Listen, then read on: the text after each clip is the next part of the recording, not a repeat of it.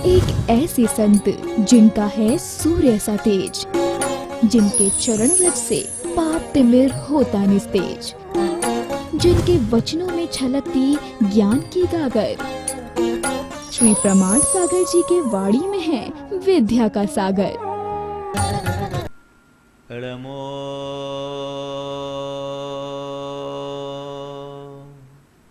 अरिहंता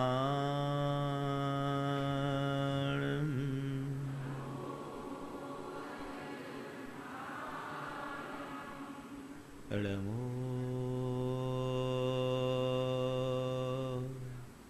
सिद्धा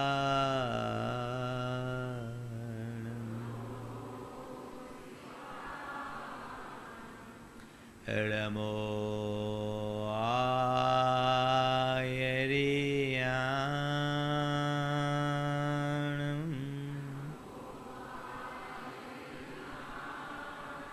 अड़मो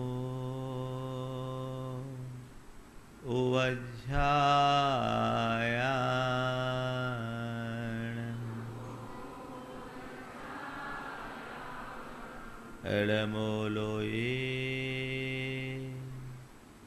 सवसाहुनम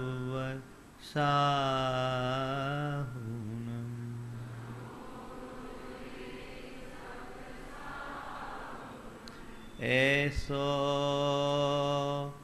पंचेण मोयारो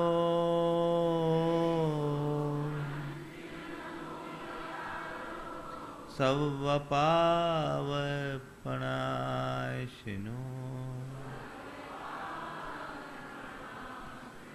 मंगलालम च सवेशिम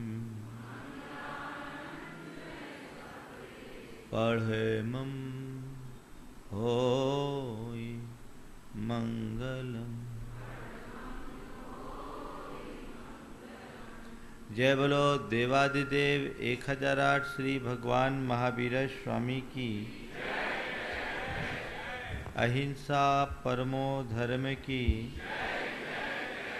परम पूज आचार्य गुरुवर श्री विद्यासागर जी महाराज की, मुनिवर प्रमाण सागर जी महाराज की, मुनिवर विराट सागर जी महाराज की नमोस्तु।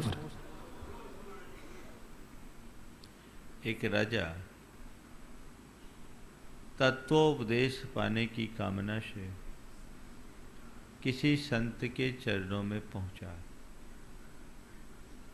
संत ने उससे कहा कि मैं उपदेश दूंगा, पर यहाँ नहीं, तुम्हारे राज्य महल में। बड़ा प्रसन्न हुआ और निवेदन किया कि भिक्षा भी आप हमारे राजमहल में ग्रहण करें तो मैं कृतार्थ होऊंगा। संत ने अपनी तरफ से स्वीकृति दे दी। अगले दिन संत का राजमहल में प्रवेश हुआ। राजा ने अपूर्व अभ्यर्थना की, खूब श्रद्धा से उन्हें अपने महल में प्रवेश कराया। भिक्षा का समय हुआ। संत से भिक्षा ग्रहण करने का निवेदन किया। संत ने कहा मैं भिक्षा तो लूँगा, पर कोई एक ही चीज़ लूँगा और मेरे पास जो कटोरा है बस उतना कटोरा मात्र लूँगा। राजा ने अनेकानेक चीज़ तैयार की थी, पर जब एक चीज़ का सवाल आया तो उसने अपने द्वारा तैयार की गई खीर संत के कटोरे में परोसा। पर ये क्या, कटोरा छोटा सा था। बड़े से बर्तन में खीर तैयार की गई थी, लेकिन पूरा बर्तन खाली हो गया, कटोरा नहीं भर सका। पूरा बर्तन खाली हो गया, कटोरा भर नहीं सका। राजा आश्चर्यचकित, मामला क्या है? संत की एक छोटी सी इच्छा की हम पूर्ति नहीं कर पा रहे।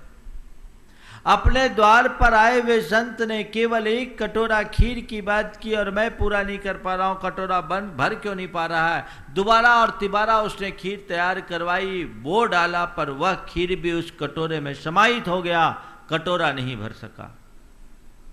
अब की बार राजा संत के चरणों में गिर पड़ा और पूछा, गुरुदेव ये कटोरा कब भरेगा? गुरुदेव ये कटोरा कब भरेगा? संत ने कहा ये कटोरा कभी नहीं भरेगा। गुरुदेव ये कटोरा कब भरेगा? संत ने कहा ये कटोरा कभी नहीं भरेगा। राजा आश्चर्यचकित कि आखिर क्या बात है, ये कटोरा किस धातु का बना है जो कभी नहीं भरेगा? तो संत ने कहा राजन, ये कटोरा धातु का कटोरा नहीं, मनुष्य के मन का कटोरा है। धातु का कटोरा भर सकता है, लेकिन मानव मन का कटोरा कभी नहीं भर सकता। मनुष्य के मन का कटोरा हमेशा खाली का खाली रहता है। ये अनुभव किया कभी? और इस कटोरे को भरने की जो भी चाहत, जो भी प्रयत्न और जो भी प्रयास है, केवल आकुलता देता है, अशांति देता है, व्यग्रता देता है, बेचैनी देती है। संत कहते अपने जीवन में निराकुलता, शांति और चैन पाना चाहते हो तो अपने मन के कटोरे को भरने की कोशिश बंद करो। डेंजर जोन से बाहर निकालने की बात मैंने आप सबसे की थी और 4 जोन बताए थे: आवेश, आग्रह, अहंकार और नंबर 4 आकांक्षा। जो सबसे भयानक जोन है, जिसके चक्रव्यूह में उलझा हुआ मनुष्य कभी बाहर नहीं निकल पाता। आकांक्षा मतलब मन की इच्छा। इच्छातीत कोई भी मनुष्य नहीं मिलेगा संसार में, लेकिन हम थोड़ा इनकी पड़ताल करके चलें कि मेरे जीवन की ये आकांक्षा किस सीमा तक सही है और कहाँ गलत हो जाती है, कहाँ मुझे सावधान होना है। 4 शब्द हैं: आकांक्षा, हिताकांक्षा, दुराकांक्षा और अनाकांक्षा। आकांक्षा, हिताकांक्षा, दुराकांक्षा और अनाकांक्षा। अभी मैं आपसे अनाकांक्षा की बात नहीं करूंगा। अनाकांक्षा तो बड़ी हाइट की बात है, जो कांक्षातीत हो जाए, इच्छातीत हो जाए, सबसे ऊपर उठ जाए, वो अनाकांक्षा भूमिका में जीता है। लेकिन आप जिस भूमिका में जी रहे हो, मैं वहां की बात करूंगा। पहली बात आकांक्षा की है। आकांक्षा मुक्त जीवन किसी का नहीं है। किसी का क्या, मेरा भी नहीं है। मैं यहां बैठा हूं, आपको उपदेश दे रहा हूं तो इच्छातीत होकर नहीं दे रहा हूं, किसी न किसी आकांक्षा से भर करके दे रहा हूं। आप यहां आए हो तो किसी आकांक्षा से भर करके आए हो। आकांक्षा मुक्त जीवन संसारी का नहीं होता। आकांक्षा स्वभाव है, मन है, मन में इच्छाएं होगी, लेकिन इच्छा होना अलग है और इच्छाओं की बाढ़ आना अलग है। अपने मन से पूछो, तुम्हारे मन में इच्छा है या इच्छा की बाढ़? क्या सीमा है उसकी? तुम्हारे मन में उत्पन्न होने वाली आकांक्षाओं की यदि कोई सीमा है तब तो कोई बात नहीं, और यदि उनकी सीमा नहीं है तो बहुत बड़े खतरे की घंटी है। मन में आकांक्षाएं उत्पन्न होती ही रहती है। आकांक्षाओं की पूर्ति करना भी बुरा नहीं है, लेकिन आकांक्षाओं की पूर्ति में पागल हो जाना बहुत बड़ी बुराई है। मन में इच्छा उत्पन्न हो, मन का स्वभाव है इच्छा प्रकट करना। जैसे समुद्र में तरंगे उत्पन्न होती है, लहरें उत्पन्न होती है, नष्ट होती है, वैसी हमारे मन के सागर में भी इच्छाओं की लहरें उत्पन्न होती और विनष्ट होते रहती है। इसे रोकना संभव नहीं है। इच्छा उत्पन्न हो और नष्ट हो जाए तब तक कोई बात नहीं, लेकिन इच्छाओं की सुनामी आ जाए, अभी बात सुनामी की हो रही थी, इच्छाओं की सुनामी आ जाए तो क्या होगा? क्या होगा? लहरें जब तक समुद्र की सीमा में रहती है तब तक वो लहरें समुद्र की शोभा बनती है, और वही लहरें जब समुद्र की सीमा का उल्लंघन कर देती है सारी धरती के लिए प्रलय बन जाती है। तुम्हारे मन के सागर में उत्पन्न होने वाली आकांक्षा की लहर उठे विलीन हो, कोई खतरा नहीं, बशर्ते वो सीमा का उल्लंघन न करे। आकांक्षा जब तक सीमा में है तब तक वो आकांक्षा है, और सीमा का उल्लंघन कर दे तो वो दुराकांक्षा बन जाती है। दुराकांक्षा भयावह है, आकांक्षा नहीं। अपने मन को पलट करके देखो, मन में इच्छाएं तो खूब उत्पन्न होती है, भावनाएं उभरती है, आकांक्षाएं जगती है, जगे, पर ये देखो तुम्हारे मन की आकांक्षा सीमा के भीतर है या बाहर? अब बोलूं, सीमित आकांक्षा क्या है और सीमा का उल्लंघन करने वाली दुराकांक्षा क्या है? मेरे जीवन के लिए आवश्यक धन मुझे मिले, ये आकांक्षा सीमित आकांक्षा है। जीवन, परिवार, कुटुंब, इनके निर्वाह के लिए मुझे धनोपार्जन करना चाहिए, मुझे पैसा इकट्ठा करना चाहिए, ये आकांक्षा तुम्हारे लिए बुरी नहीं है, क्योंकि जब तक ऐसी आकांक्षा उत्पन्न नहीं होगी, धनोपार्जन का उद्यम नहीं करोगे, और धनोपार्जन का उद्यम नहीं करोगे, धन संपन्न नहीं बनोगे, धन संपन्न नहीं बनोगे तो जिंदगी की गाड़ी नहीं चल सकेगी। इसकी कोई मनाही नहीं है। जीवन के लिए आवश्यक धन का उपार्जन करने का भाव करना सीमित आकांक्षा है। करो, भगवान ने उसकी छूट दी एक गृहस्थ के लिए। क्यों? तुम्हारी गृहस्थी बिना धन के नहीं चल सकती, उपार्जन करो। तो जीवन के गुजारे के लिए धन उपार्जित करना सीमित आकांक्षा है, और धनोपार्जन के लिए जीवन को गुजार देना असीमित आकांक्षा है। मेरे लिए आवश्यक धन जुटे, इसमें कोई बराबर बुराई नहीं, पर मैं दुनिया का सबसे बड़ा धनपति बनूं, इससे बुरा कुछ नहीं। अपने मन से पूछो, तुम्हारे मन में धन की चाह है या धन की लालसा? मन से पूछो। चाह है तब तक कोई दिक्कत नहीं, और लालसा है तो सिवाय दिक्कत के कुछ भी नहीं। क्या पाल रखे हो अपने मन में? हाँ, लालसा। तो लालसा तो सुरसा है। सुरसा समझते हो ना? सुरसा का काम क्या है? मुंह खुलता है, खुलता ही जाएगा। चलो, लालसा है कब से पाले हो? महाराज जब से पैदा हुआ होश संभाला, लालसा की पूर्ति की? पूर्ति तो की महाराज, पर पूरी नहीं हो सकी। संत कहते हैं मन की लालसा को पूरी करने के लिए तुम सारी जिंदगी पूरी कर दोगे, लालसा अधूरी रहेगी, क्योंकि वो कभी पूरी नहीं हो सकती। ये अंतहीन है।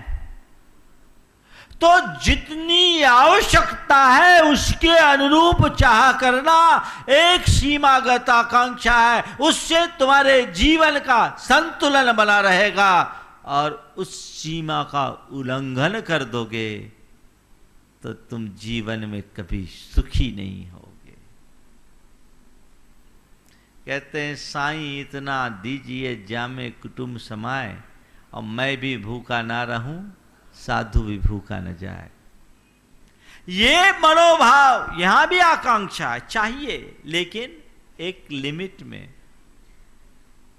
तुम्हें कितना चाहिए?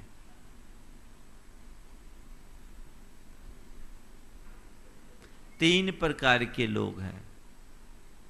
आई would like to get money, I would like to get more money, और I would like to get instant more money. क्या है? पैसा चाहिए, चलेगा। खूब पैसा चाहिए, मोर मनी। मोर मनी का छोर क्या है? कहीं एंड है? हा? पूछो मन से, कहां जा रहा है मनुष्य? पैसा पैसा पैसा पैसा, हाय पैसा हाय पैसा हाय पैसा, अंत क्या?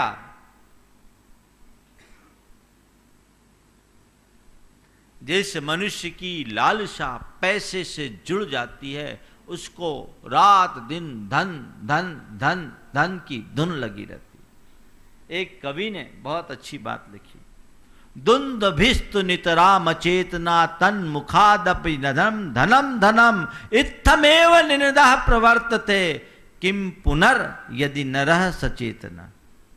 कवि तो कवि होता, कहता कोई धन का धुनी मनुष्य रात दिन धन धन धन धन धन की रटना रटता है तो इसमें कोई आश्चर्य नहीं है।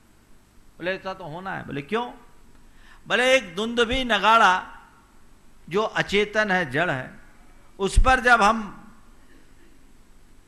प्रहार करते हैं तो उस नगाड़े से भी धन धन धन धन, जब अचेतन नगाड़ा से धन धन धन निकलता है तो ये चेतन मनुष्य के मुख से धन धन धन निकले तो इसमें क्या आश्चर्य? क्या लिमिट है? ये लालसा अंतहीन। संपन्नता चाहिए, पैसा चाहिए, चलो ये भी चाहिए, जितना चाहिए उतना ठीक। बहुत पैसा चाहिए, इसकी भी छूट दे दिया, मोर मनी भी चलेगी, पर मोर की एक सीमा तो बना लो। कितनी? कितनी? बिल गेट्स चलो वो भी मान गया, मान गया, पर तीसरा इंस्टेंट मोर मनी। एक ही दिन में रातों रात करोड़पति बनने की आकांक्षा रखने वाले लोगों का हाल बड़ा बुरा हाल हो जाता है। और आज की युवा पीढ़ी ऐसी ही धन आसक्ति की दुराकांक्षाओं से उलझी हुई है। सब एकदम तेजी से जाते हैं। मैंने एक रिपोर्ट पढ़ी, मुझे पढ़ाया गया कि आज की युवा पीढ़ी सर्वाधिक अवसाद से ग्रसित है। क्यों? उसकी वजह बताई, ओवर एस्टिमेट बिजनेस। बात समझ में आ रही है? ओवर एस्टिमेट बिजनेस, ज्यादा पैसा कमाएंगे, कहते हैं no risk no gain. Gain हो या ना हो, चेन तो जाता ही है। क्षमता है नहीं, लेकिन खूब पैसा कमाने की धुन और जल्दी से जल्दी पैसा कमाने की धुन में मनुष्य की ये दुर्दशा होती है। होती है। एक युवक मेरे संपर्क में, बड़ा धर्मात्मा, बहुत अच्छी जिंदगी उसकी चल रही थी, दान धर्म में भी बहुत आगे था।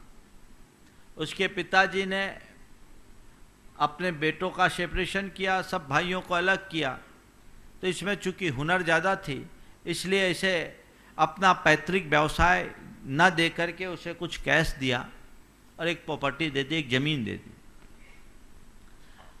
वो उसका काम था, कपड़े का काम था, प्रोसेसिंग का काम करता था। उसने क्या किया, दिमाग में एक धुन सवार हो गई कि मैं सबसे बड़ा काम करूँगा। पिता ने ये कह करके, बेटा ये इतनी पूंजी ले ले और अपना ये प्रॉपर्टी ले तू, और तू योग्य है तो कोई भी काम जमा लेगा। इसके दिमाग में धुन जम गई कि मुझे बड़ा काम करना है। और खूब पैसा कमाना है। कैलकुलेशन पूरा था। आजकल तो प्रोजेक्ट रिपोर्ट बनाने वाले भी अच्छे सब जवाब दिखाते हैं, है ना। सब बड़े बड़े कंसल्टेंट होते हैं, आपको पूरा हिसाब बता देंगे, ये होगा ये होगा ये होगा, और आपको तो ऐसा लगेगा कि आज बीज बोएंगे कल फल तोड़ देंगे।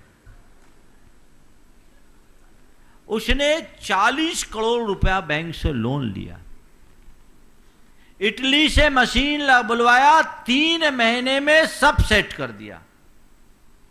मशीन लग गई, फैक्ट्री इंस्टॉल हो गई।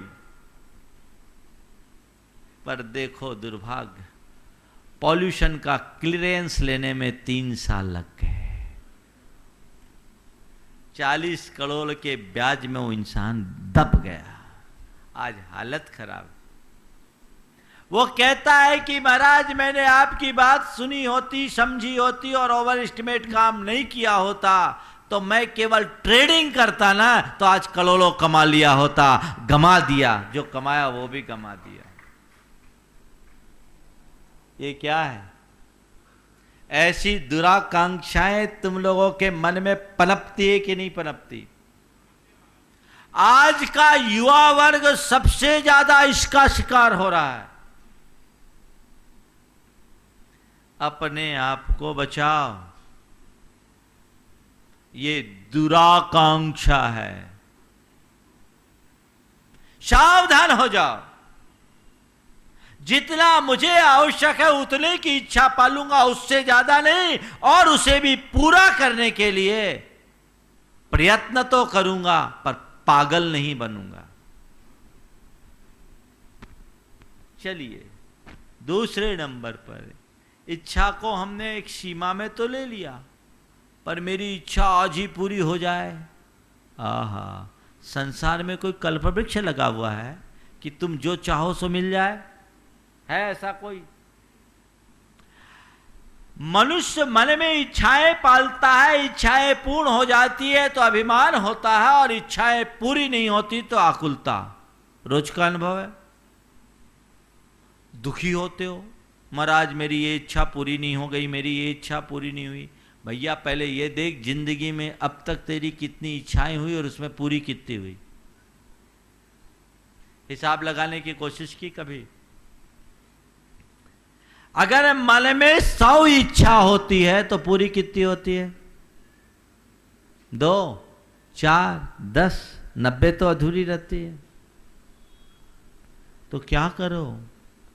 मान करके चलो इच्छाएं मेरे मन के विकार हैं, पर पूर्ति करना मेरे संयोगों पर है, मेरे ऊपर नहीं। इसलिए इच्छाएं हैं और कोई इच्छाएं आवश्यक भी है, मैं उसे पूरी करने का प्रयास तो करूंगा, परेशान नहीं होऊंगा, क्योंकि पूर्ति का प्रयत्न मैं कर सकता हूं, पर परिणाम मेरे हाथ में नहीं है। मेरे हाथ में केवल एफर्ट है, रिजल्ट नहीं। ये बात जो मनुष्य गांठ में बांध करके रखता है, वो कभी अपनी आकांक्षाओं की पूर्ति में उलझता नहीं है। एक सीमा होनी चाहिए। धन पैसा कमाओ, जैसे तैसे मत कमाओ, तो ये आकांक्षा। दूसरा, ख्वाबी पुलाव खाना। क्या? ख्वाबी पुलाव खाना। खाते हो कि नहीं? महाराज पुलाव तो खाते ही। पुलाव खाओ,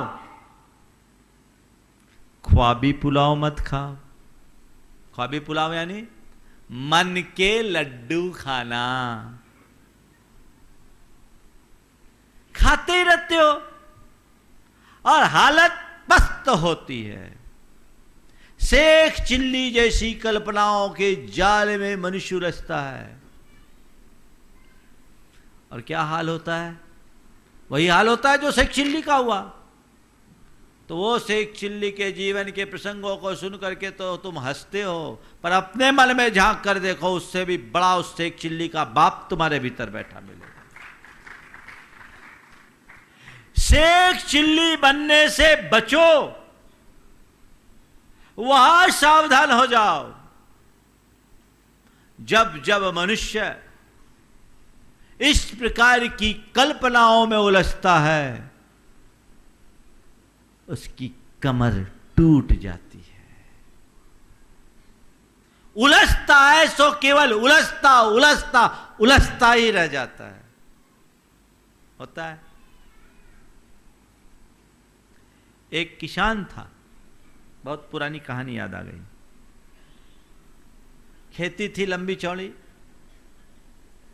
तो उसकी खेत के फसल की रखवाली के लिए उसने एक आदमी लगा रखा था। आदमी लगा दिया। अब वो क्या हुआ कि ठीक मध्य रात्रि में एक गाय आती,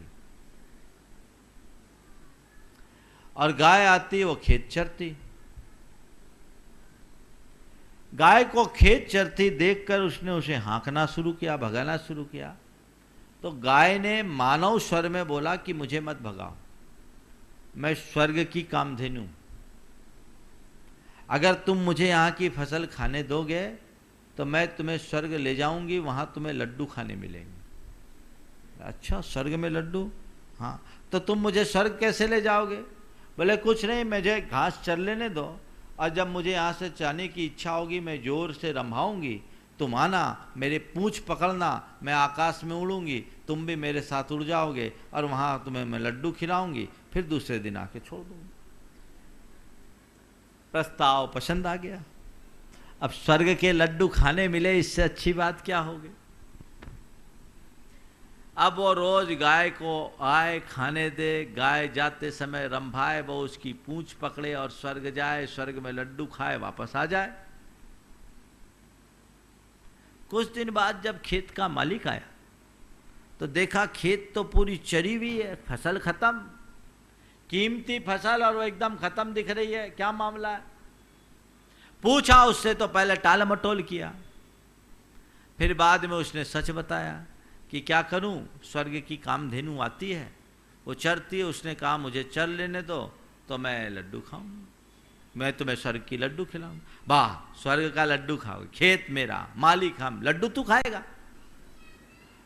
अरे गाय आए तो उससे बोलो कि लड्डू अगर खिलाना है तो मेरे साथ मेरे पूरे मालिक को भी खिलाना होगा, उसके परिवार को भी खिलाना होगा, तब तक तुम खेत में घुस सकोगे, नहीं तो खेत में नहीं रह पाओगे।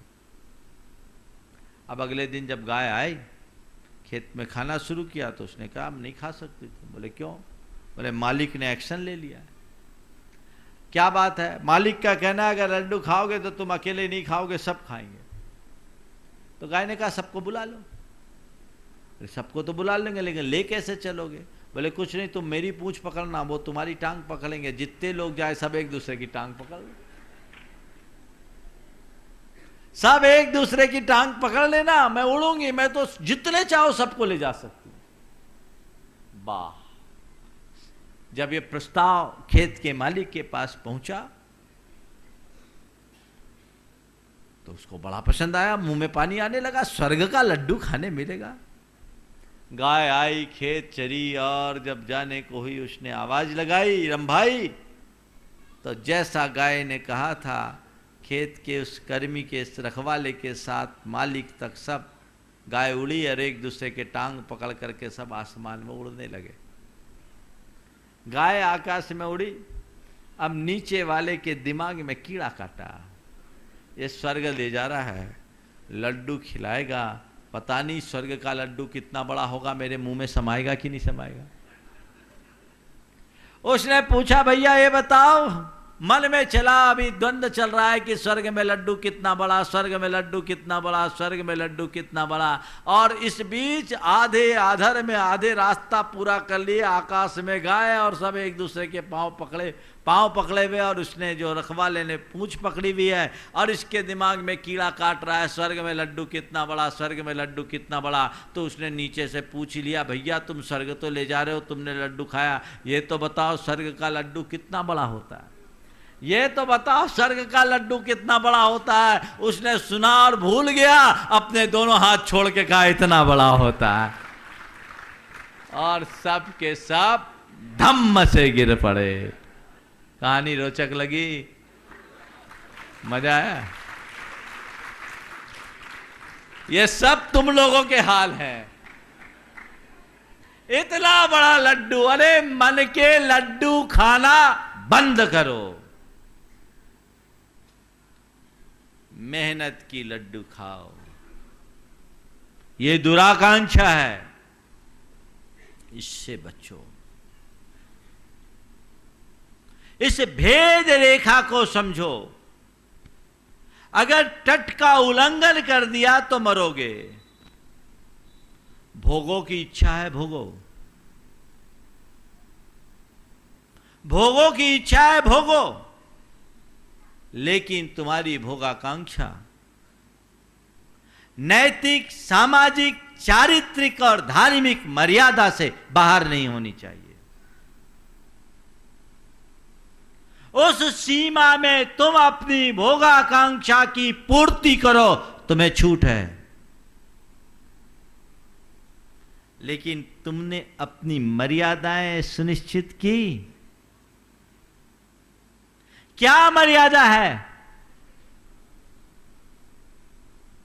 नैतिक, सामाजिक, धार्मिक मर्यादा, चारित्रिक मर्यादा, इसकी पवित्रता को बनाए रखने की चेष्टा जब तक है तब तक कोई हानि नहीं। गृहस्थ हो, गृहस्थ को धर्म, अर्थ और काम, इन तीन पुरुषार्थों के मध्य समन्वय बना करके चलने की प्रेरणा दी। अर्थोपार्जन की भी छूट और भोगने की भी अनुमति। लेकिन एक लिमिट, एक मर्यादा। अगर तुम नैतिक, सामाजिक और धार्मिक मर्यादाओं का, चारित्रिक मर्यादाओं का पालन करके जी रहे हो तो वो आकांक्षा है, और उसका उल्लंघन कर रहे हो तो दुराकांक्षा। अपने मन में उत्पन्न होने वाली भोगाकांक्षाओं की समीक्षा करके देखो, कैसी आकांक्षा है? बोलो, हाँ? कैसी आकांक्षा है? अगर सीमा में है कोई खतरा नहीं, और सीमा का उल्लंघन किया खतरे से खाली नहीं। बड़े बड़े लोग थोड़ी सी चूक में अपने जीवन का सत्यानाश कर देते हैं। शांति भंग होती है, प्रतिष्ठा हानि होती है, और विपत्तियों का शिकार बनना पड़ता है, होता है। अपने मन को तौलो, कहां हो? धनाकांक्षा, भोगाकांक्षा, नंबर 3 महत्वाकांक्षा। महत्वाकांक्षा, एम्बिशियस होना चाहिए, होइए, मैं मना नहीं करता। मैं आगे बढ़ूं, इसमें कोई बुराई नहीं। मैं बड़ा बनूं, इसमें भी कोई बुराई नहीं। पर मैं सबसे आगे रहूं और मैं ही सबसे बड़ा बनूं, ये कुंठित महत्वाकांक्षा है। तुम्हारे भीतर की ये आकांक्षा क्या है? प्रगति के सोपानों पर चढ़ने की है, या सबके सिर पर बैठने की है? मन से पूछो। स्वयं को आगे बढ़ाने की इच्छा कभी बुरी नहीं होती, पर सारी दुनिया को पीछे छोड़ने की इच्छा कभी अच्छी नहीं होती। क्या कर रहे हो तुम? स्वयं को आगे बढ़ाओ, स्वयं को ऊंचा उठाओ, ये तुम्हारी उन्नति का आधार है, ये आकांक्षा है, ये तुम्हारे मन के सागर की सीमा के भीतर उत्पन्न होने वाली लहर है। इसमें कोई बाधा नहीं। लेकिन मेरे आगे कोई नहीं हो सकता। आई एम नंबर 1, सबसे सुपर मैं। अपने मन से पूछो क्या है? ना? अपने मन से पूछो। आप गाड़ी ड्राइव करते हो, गाड़ी चलाते समय कोई गाड़ी, आपको जल्दी हो, आपके मन में हुआ कि मुझे जल्दी पहुंचना है, आपने 1 गाड़ी, 2 गाड़ी, 3 गाड़ी को ओवरटेक किया और समय से पूर्व पहुंच गए। इसमें कोई दोष नहीं, लेकिन आप समय से पहुंचने का ख्याल छोड़कर सब गाड़ियों से आगे निकलने की चेष्टा करोगे तो क्या होगा? हाँ? कितने को ओवरटेक करोगे? इस ओवरटेक के चक्कर में तुम पर ही अटैक हो जाएगा। आगे बढ़ने की इच्छा बुरी नहीं, पर बाकी को पीछे धकेलने की आकांक्षा दुराकांक्षा है। मैं ही सबसे आगे, ऐसा मन में कभी ख्याल मत रखना। और एक बात बताऊं, जो औरों को आगे बढ़ाने का भाव रखता है, दुनिया उसे आगे बढ़ाती है। जो सबको पीछे धकेलता है, जो औरों को आगे बढ़ाने का भाव रखता है, दुनिया उसे आगे बढ़ाती है, गले लगाती है। और जो सबको पीछे ढकेलने की कोशिश करता है, दुनिया उसे पांव तले कुचल डालती है। क्या चाहते हो तुम? आगे बढ़ाओ, अपने आप आगे बढ़ोगे। महत्वाकांक्षा, लोग कहते महाराज लोगों को एम्बिशियस तो होना चाहिए। अगर हमारे अंदर इस तरह के एम्बिशंस ना हो तो हम आगे कैसे बढ़ेंगे, राइज कैसे करेंगे? कोई दिक्कत नहीं। महत्वाकांक्षा रखो। मैं साधु बनाऊं ना तो महत्वाकांक्षा से ही बनाऊं। कौन सी महत्वाकांक्षा? हाँ, महत्वाकांक्षा कौन सी? जीवन को पवित्र बनाने की इच्छा, जीवन का कल्याण करने की इच्छा, मनुष्य जीवन के सर्वश्रेष्ठ रूप को पाने की इच्छा। ये मेरी इच्छा थी, तब मैं साधु बन पाया। गुरु की कृपा हुई, उनने मुझे इस लायक बना भी दिया।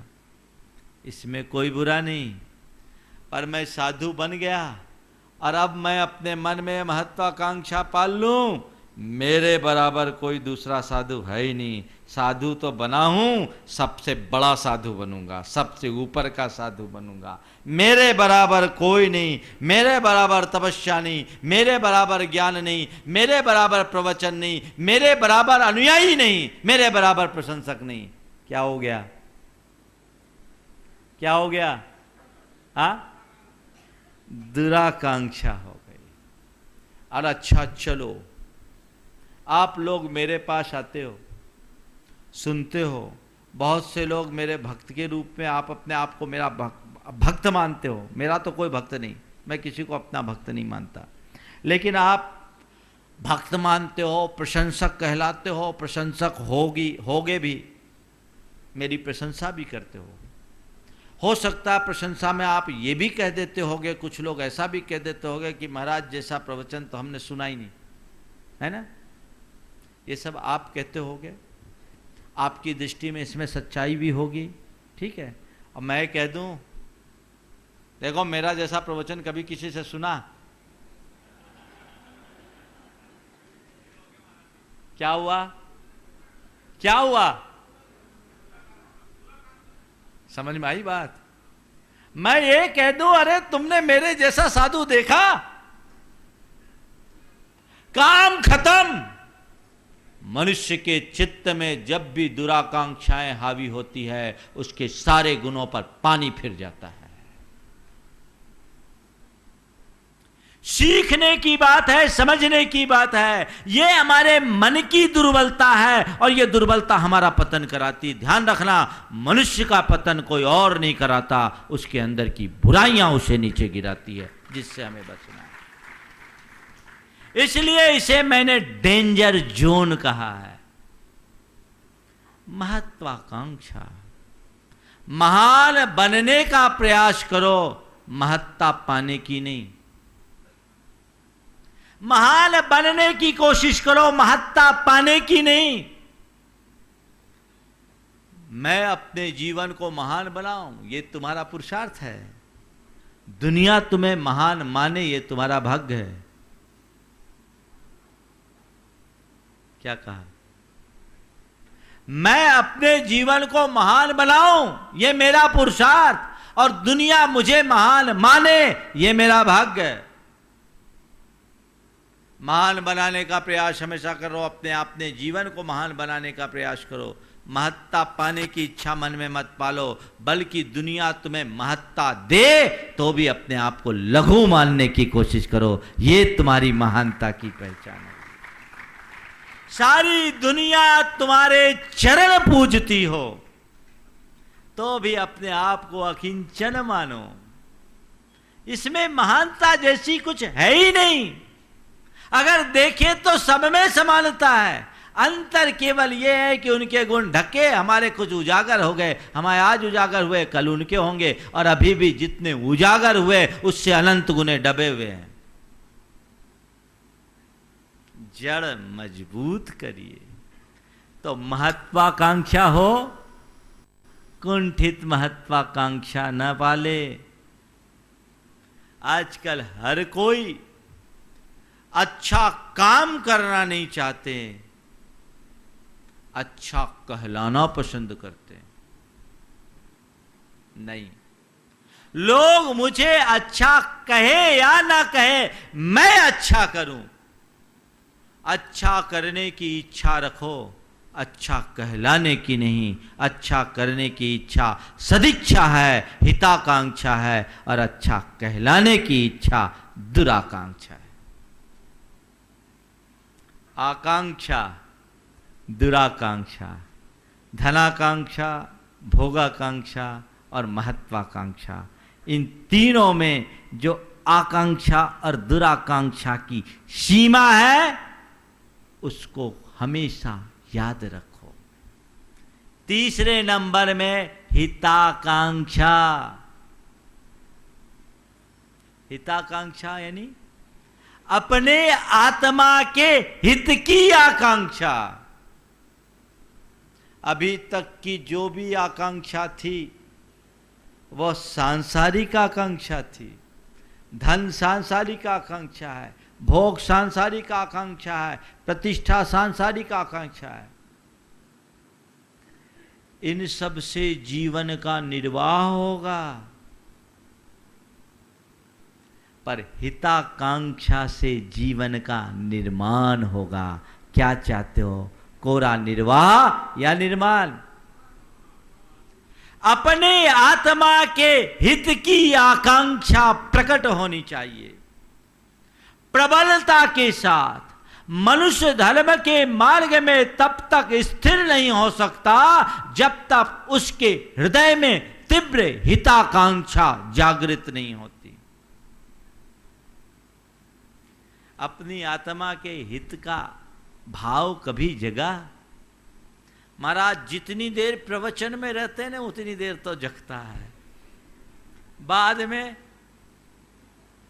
महाराज बाद की तो बातें ही मत करो। नहीं, हिताकांक्षा को जागृत कीजिए। जब तक मनुष्य के हृदय में अपने आत्मा के हित की चाह प्रकट नहीं होती तब तक वो धर्म मार्ग में लग नहीं सकता। तो इस हिताकांक्षा को जगाओ।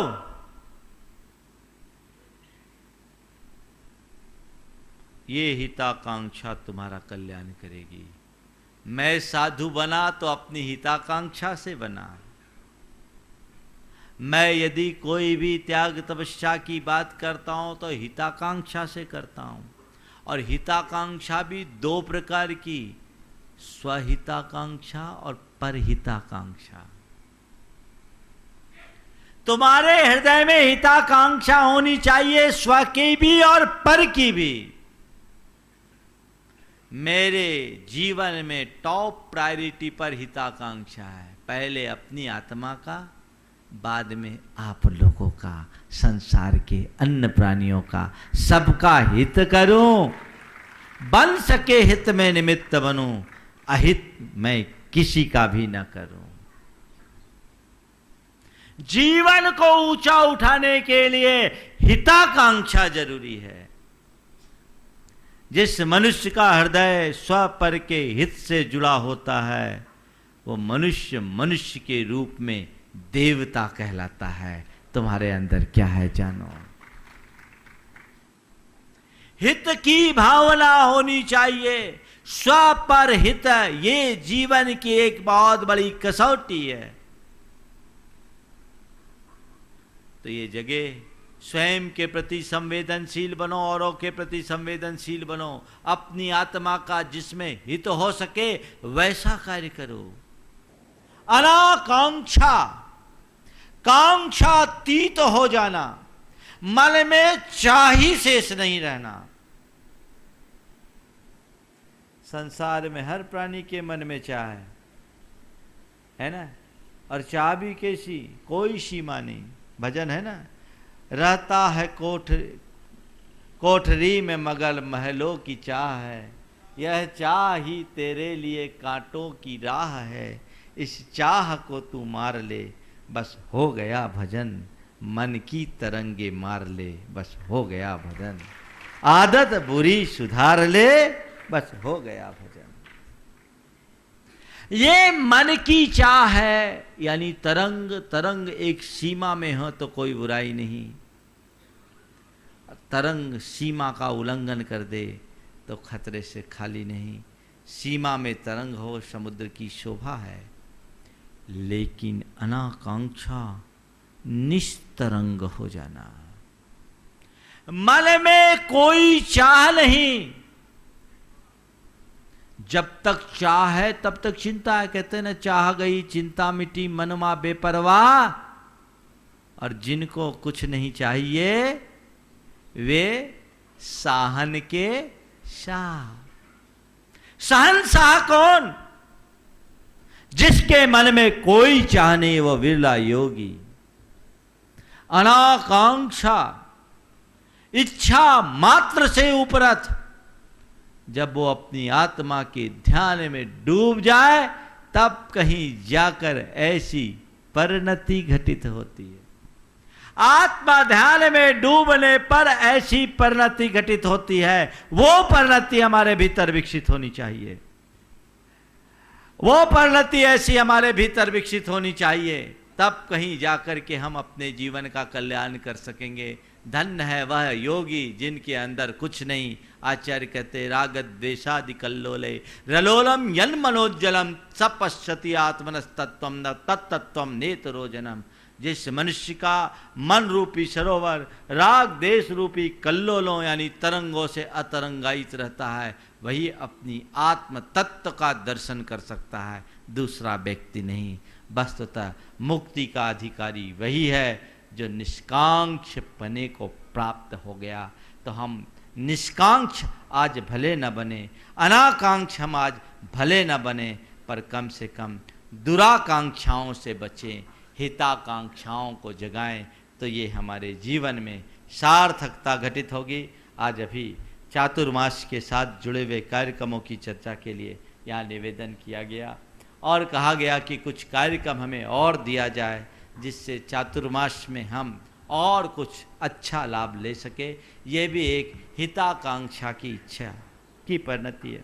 धर्म प्रभावना समिति ने बहुत पुरजोर कोशिश करके इस चातुर्मास को सफलता की ओर आगे बढ़ाया है और अब तक जो भी कार्यक्रम हुए वो बहुत सफलतम हुए। ये सब आप सबकी भावना और पुरुषार्थ का प्रतिफल। चातुर्मास में कार्यक्रम तो नियमित चलते रहते हैं। अभी कह रहे थे महाराज ने हम लोगों को प्रोजेक्ट दिया है। महाराज कोई प्रोजेक्ट नहीं देते। वस्तुतः हमें अपने जीवन को एक प्रोजेक्ट मानना चाहिए और अपने समग्र जीवन को एक प्रोजेक्ट की तरह आगे बढ़ाना चाहिए। आप जब कोई प्रोजेक्ट हाथ में लेते हैं तो क्या करते हैं, देखते हैं कहाँ लाभ और कहाँ नुकसान हो रहा है, कहाँ हमारा प्रोजेक्ट प्रभावित हो रहा है। ऐसी जीवन भी एक प्रोजेक्ट है। जीवन को जिस माध्यम से लाभ मिले उसके लिए अपना 100% अर्पित कर देना चाहिए और जिससे नुकसान हो उसकी तरफ पूरी तरह सावधान हो जाना चाहिए। ये जो बातें अभी सामने आई है ये जीवन के लाभ की बात है। चातुर्मास की स्थापना के टाइम से ही शुरू से सभी लोग विभिन्न प्रकार के आयोजनों की बात कर रहे थे। अब समय आया है निवेदन किया है, इसमें से एक जो बाद में किया गया निवेदन है, मेरी दृष्टि में वो तो सबसे पहले होना चाहिए। यहाँ चातुर्मास हुआ, जब मैं यहाँ आया था और जब आचार्य गुरुदेव के दीक्षा दिवस की चर्चा हुई थी, तब मैंने ये उद्गार व्यक्त किया था कि ये चातुर्मास तो तब सार्थक होगा जब यहाँ के भव्यों का पुण्योदय हो और गुरुदेव की 50वीं दीक्षा जयंती यहाँ पर मनाई जाए। आप लोगों से कहता हूँ चातुर्मास वगैरह की कोई बात नहीं करो गुरुदेव से। कहाँ गए पुखराज जी? चातुर्मास की बात ही मत करो। आप तो कहो हमें कुछ नहीं चाहिए, अजमेर की धरती का आपके ऊपर ऋण है, क्योंकि यहाँ उनका जन्म हुआ। बोलो हुआ कि नहीं हुआ? और हमारे गुरुदेव परम उपकारी हैं और इस धरती के ऋण को जरूर चुकाएंगे, इसको सोचना नहीं चाहिए। हम कुछ नहीं चाहते, आपकी 50वीं दीक्षा जयंती पर आपके चरण यहाँ पड़े। अनुरोध अनुनय विनय तो आप कर ही रहे हैं, लेकिन मैंने कहा था ये गंगा है, इस गंगा को हिमालय से केवल भागीरथ ला सकता है और कोई दूसरा नहीं। इसके लिए भागीरथ बनिए, भागीरथी तपस्या कीजिए। और जो नमोकार मंत्र के कोटि जाप्य अनुष्ठान की बात है, शीघ्रातिशीघ्र उसके कार्यक्रम बनाए। अभी आप लोगों ने बोला ही बोला है, रूपरेखा बननी चाहिए। मैं तो कोई कार्यक्रम देता नहीं, मैंने कहा था कमेटी से तुम कार्यक्रम बनाकर मेरे पास लाओ, फिर मुझे उचित लगेगा, अनुकूलता के अनुसार हम लोग आपस में चर्चा करके आपको आशीर्वाद देंगे। आप लोगों ने अनुरोध किया है, निश्चित ये कार्यक्रम धर्म भावना का एक सातिशय निमित्त है। आचार्य गुरुदेव के चरण इस अजमेर की धरती पर पड़े, इस भाव के साथ नमोकार का जाप। नमोकार का जाप तो ऐसे ही बहुत महिमाशाली जाप है। इस जाप पे अनुष्ठान का कार्यक्रम अभी चर्चा करके रूपरेखा बनाकर आज शाम को घोषित कर दिया जाए, ताकि एक बहुत विशुद्धि के साथ इस नमोकार महामंत्र के जाप्य अनुष्ठान में जुड़े, जो भी जुड़ेंगे उनका भाव सुधरेगा, ऐसा गाढ़ा पुण्य करेंगे जिससे जीवन धन्य हो जाएगा। वो करना ही चाहिए। दूसरा निवेदन 24 समोसरण महामंडल विधान का किया गया। निश्चित भगवान के समोसरण में जाना भाग्यशालियों का काम होता है। जिनका भवितव्य बहुत अच्छा होता है उन्हें भगवान के समोसरण में जाने का लाभ मिलता है।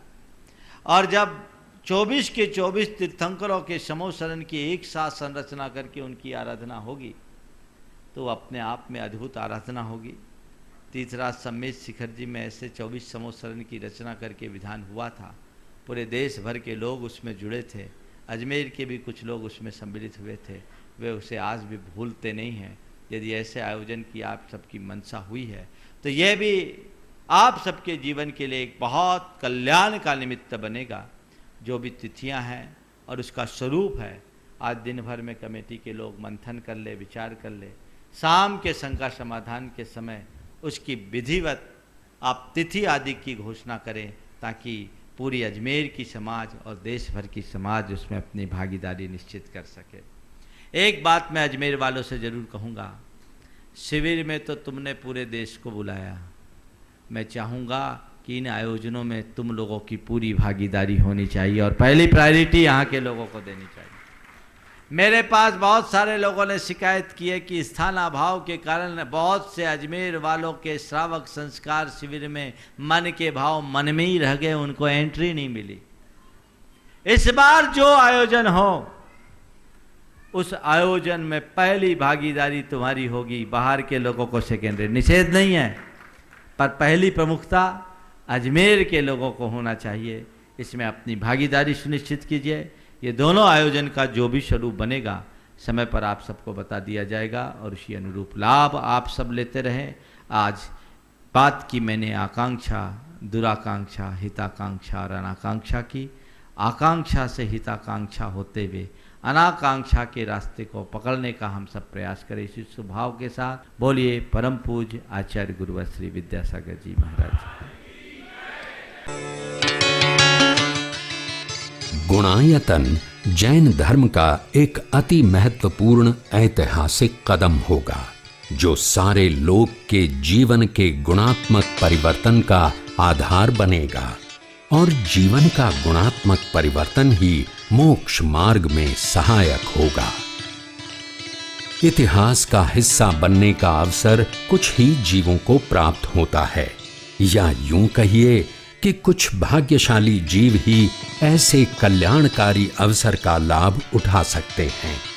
आइए आप भी यथाशक्ति दान करें, इस मुहिम का हिस्सा बनें।